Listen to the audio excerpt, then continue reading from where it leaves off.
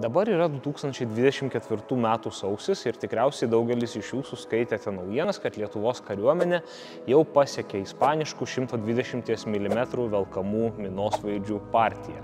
O tarpukario Lietuvos kariuomenė naudojo šitokius ir kiek lengvesnius vokiškus Erhardt minosvaidžius pagamintus Pirmojo pasaulinio karo metais. Tai ekspozicijoje galite pamatyti ir 170 mm kalibro ginklus, o čia yra monstriukas esantis 250 mm, tai tokia apkasų mortyra.